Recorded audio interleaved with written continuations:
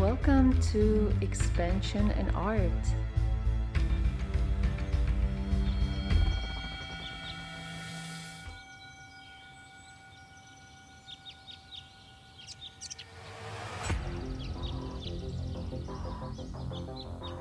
This may differ a bit from my other videos, but those of you that follow Bashar know his motto of follow your highest excitement.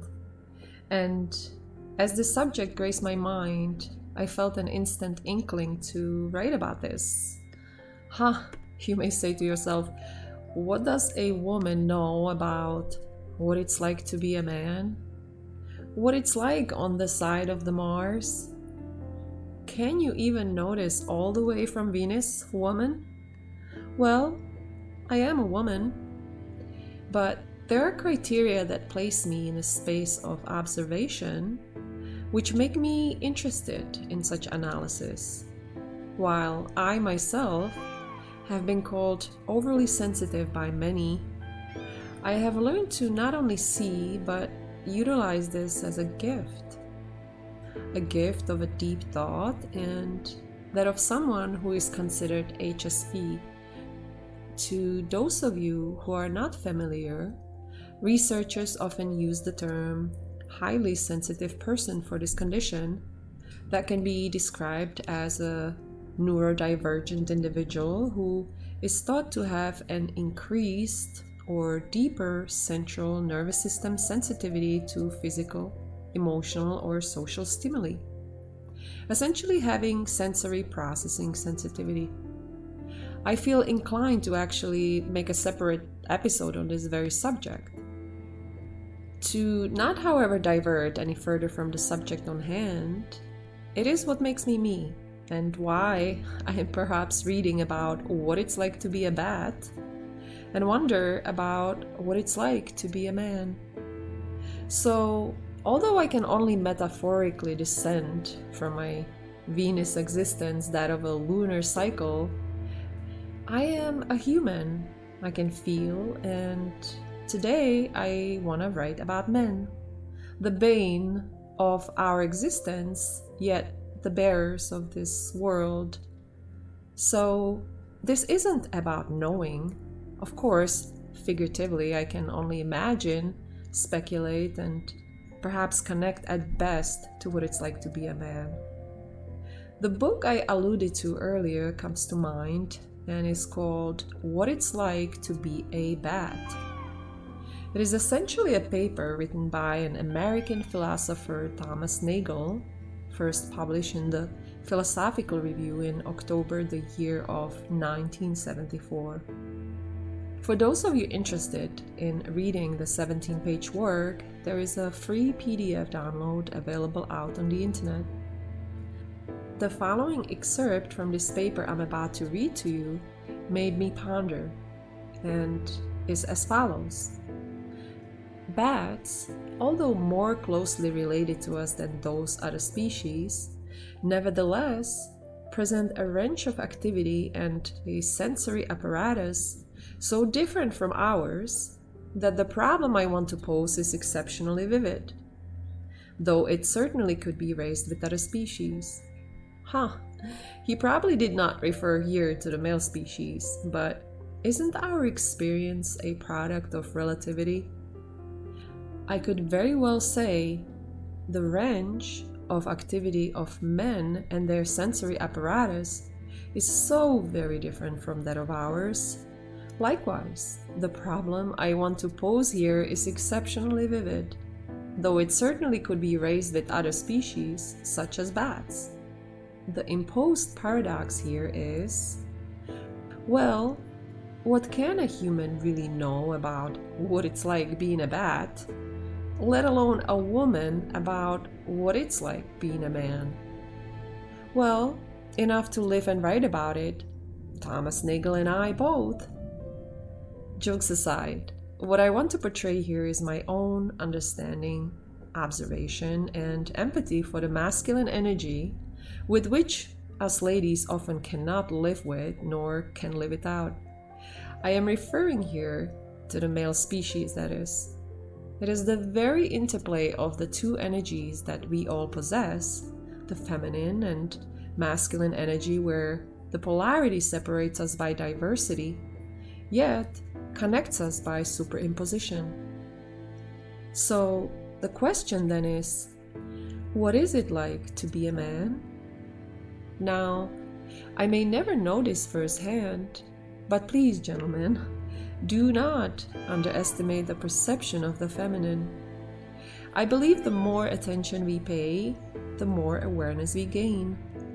The more we take time to analyze, the more we can understand, and the more we feel, the more we can empathize. So, the bit that I do know and learned across time, I'd like to share, and what I actually feel is necessary to point out. In fact, enough so to create a video about it. Why, you might ask? Because I feel men don't often receive the recognition in the space that comes from a woman. I notice men don't get to be celebrated for their prowess, which comes from the stability they must battle with. It seems as there is no forgiveness for being a man. The society does not appear to celebrate the divergence of traits men are groomed to juggle. If a man is prioritizing his masculine ownership, he's considered being a macho. If he leans toward vulnerability, he's measured as weak.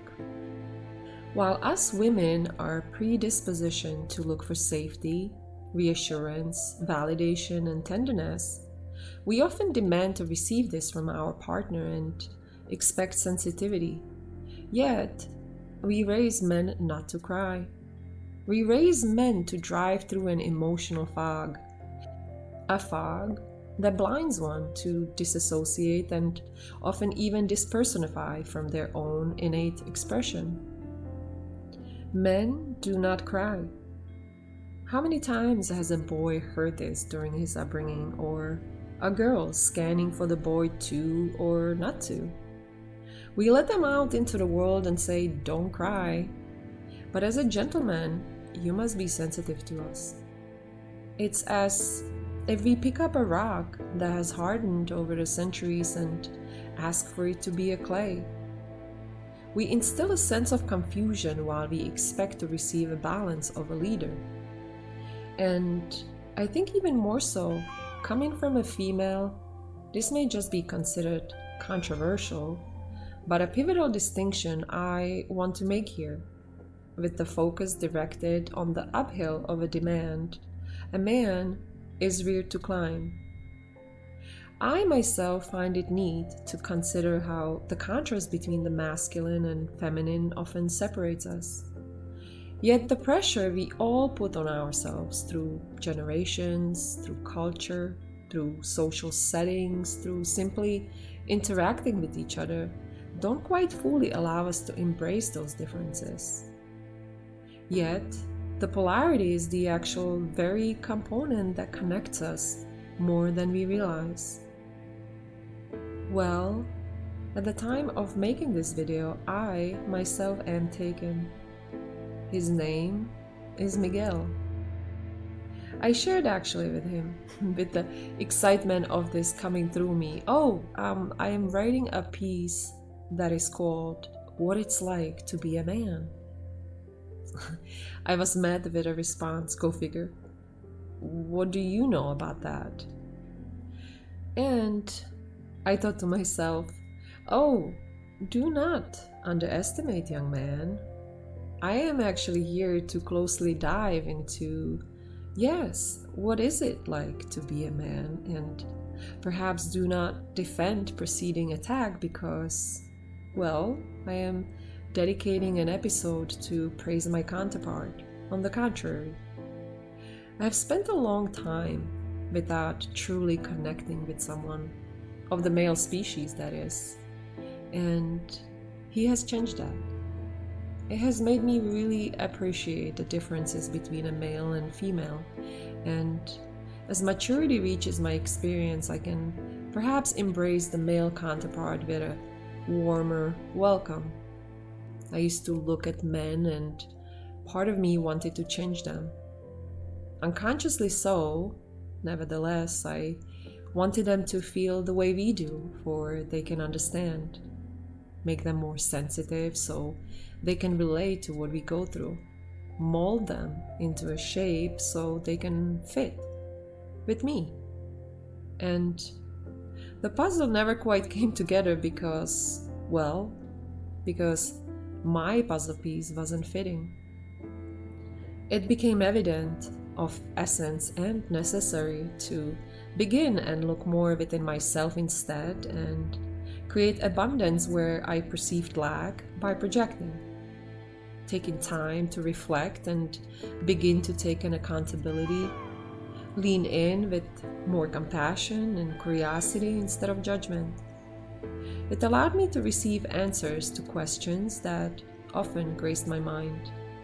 Questions like, why can't we just fit together? Why is there so much resistance and triggers? Why is there this sense of need for control, and where does it come from? Why is it that we get into a relationship and we try to change one another? And I must admit, from my observation, women are certainly more guilty of this. Well, where does it come from? From a place of fear. It comes from an insecurity. It comes from a place that is driven by seeking safety. I can't speak for all women, but from my experience, most of us, and perhaps not many wish to admit this, learn to control, manipulate, and mold men into the version of him we wish to have. Romanticize the fairy tale we missed out on with our dad. I am no different. The endless times I have attempted this just at the illusion of safety behind what is essentially a coping mechanism is actually silly, given the paradox of safety being the furthest thing from what we could possibly receive by doing so. I have learned to recognize the only way to receive a true sense of safety from a man that actually does love us, that is to give him a freedom. This freedom comes from within, where we learn to cultivate sense of safety within us first, whereas a man can then lean in and naturally support this. Now, as a joke, if there's a competition, us women probably have a whole lot more to deal with in this world, and I will gladly accept the trophy on our behalf. I may actually make a whole episode specifically about this, because likewise, we do deserve the recognition of the value we bring to this world as girls. But I'm really taking time to recognize the fork of divergence here, and this episode is solely catered to you, gentlemen, because men need to be acknowledged, and paying heed to the pits and falls of both, the hills and valleys, the ebbs and flows, and nonetheless the famous men are from Mars and women are from Venus, will have us recognize it's not always easy on the other side. Learning and embracing these differences allows us to form a connection. So, why are we so different? Why do we often clash? Why can we not understand one another? And why can't we agree on our feelings? Why can't we simply align? Well, we are different after all. There's a great deal of polarity and a keen sense of balance to be conveyed in order for us to connect. I believe if a woman does not cultivate a balance within herself, it would be an inert task to attain a balance in a relationship with a man. Therefore, often the compensation leans on the man because they now become the responsibility of it all, of their own world, in addition to having to handle our feelings.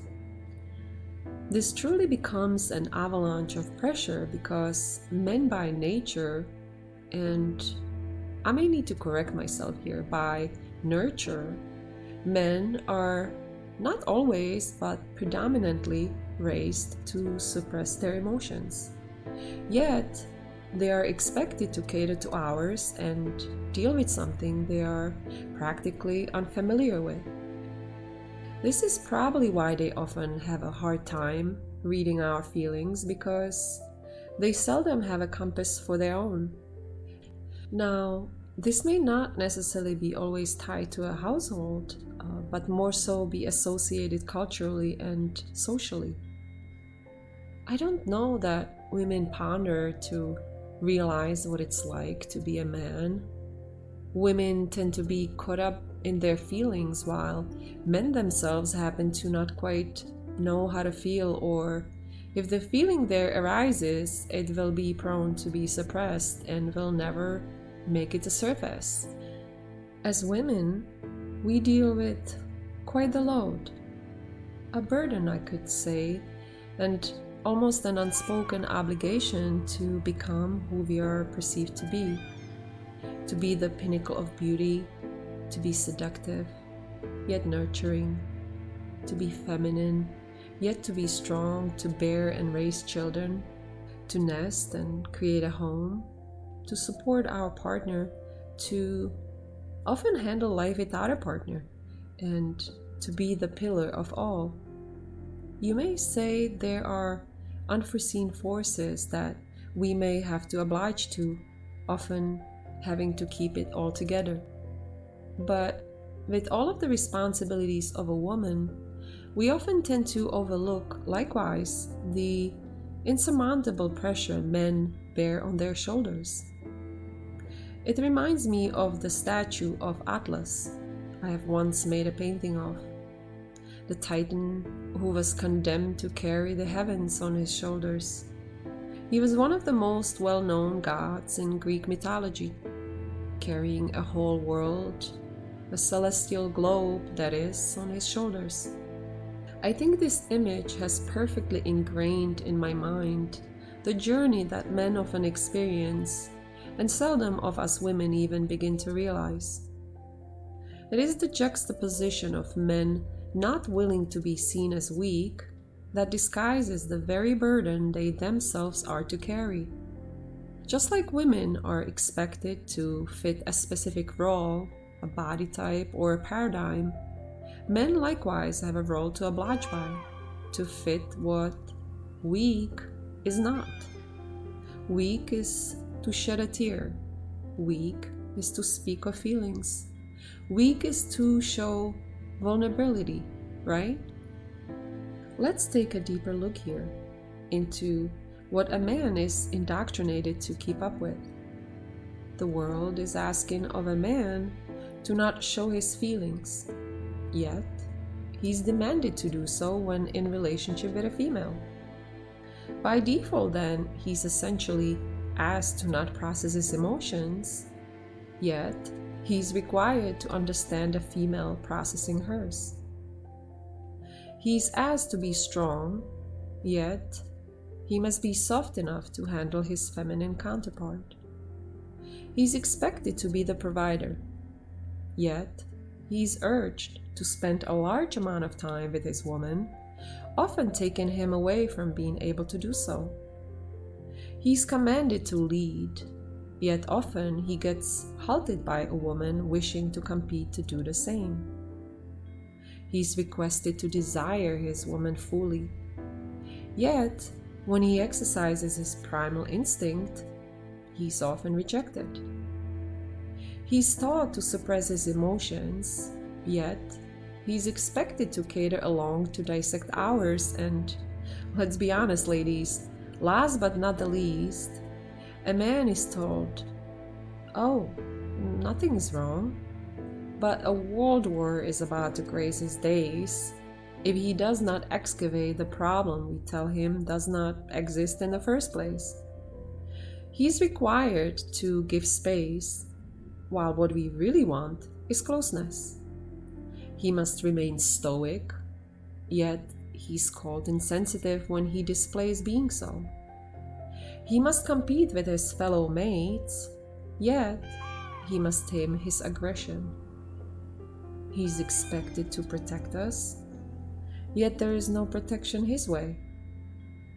He must hunt, conquer, and gather, yet he is often faulted for making more income. He is insisted to maintain his manly posture amongst his peers, yet he must return to his home and play a completely different part. So, there is a delicate, sublime path a man must travel on, the burden of pressure a man truly carries. Yes, as a woman myself, of course I have lived it. There is a whole another world on the other side, and that of Venus, that is, but do we ever take the time to visit the Mars? Because maybe if we carried a bit more understanding of where men truly come from, we could perhaps allow them to likewise understand us a bit more. In conclusion, it may appear on the surface that men have it easier than us women, but I'd like to insert a pause here. At the end of the day, we are all human and we all carry a cross on our shoulders, as they say. The burden is only equal to its horse's strength. What I do believe in is, where there is a good woman, there will be a good man to follow. A man naturally embodies potential. A man can lead when his mind is clear with an aim, goal, and a purpose. It is how nature has made him. Let's not forget, however, a great leader is often built on a support, and so perhaps us as women, we could extend the support with that of grace, empathy, and appreciation for the masculine energy that is very much so part of us, even if as a mirror. The more beauty we see, the more beauty reflects back onto us. It is the yin and yang that completes the circle. So, if you have a man in your life, whether this is a husband, boyfriend, fiance, uncle, dad, sibling, a lover, or simply a neighbor, show them. We are part of men's purpose, and they can aim that much higher when we uplift them. Our heart will then become a map they will wish to follow. Until next time.